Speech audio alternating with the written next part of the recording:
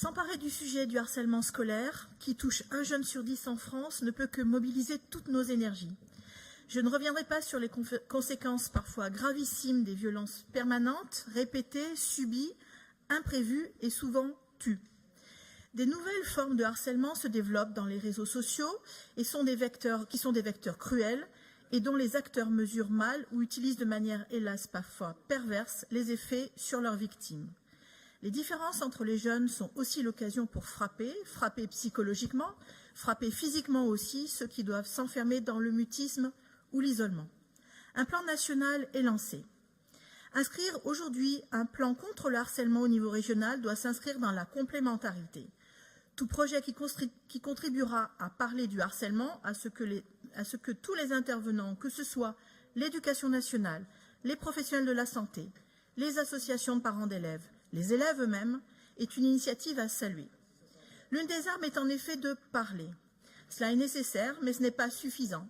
Il convient de dénoncer, prévenir, d'intervenir, d'accompagner, mais également de mettre en commun les informations récoltées pour tous les acteurs concernés par ce sujet, optimiser l'articulation des données avec les services de la police, de la justice, de l'éducation nationale. Une évaluation et un suivi seront incontournables et nous partageons les observations faites par le Césaire à l'instant. La protection de nos jeunes exposés aux difficultés, aux violences, appelle à notre engagement, quel que soit notre mandat.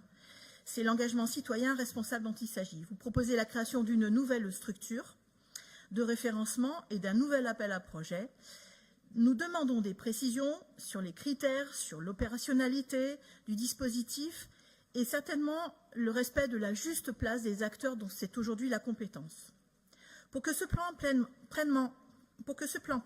en compte toutes les formes de violence et de harcèlement et plus précisément toutes les nouvelles formes les plus simples et les plus cruelles, notre vigilance portera sur les victimes d'homophobie, le cyberharcèlement sexiste. Ce sera l'objet d'un de nos amendements que nous vous proposerons. Merci beaucoup, et Madame certainement Casalino. nous voterons tous ensemble. Merci à vous. Merci.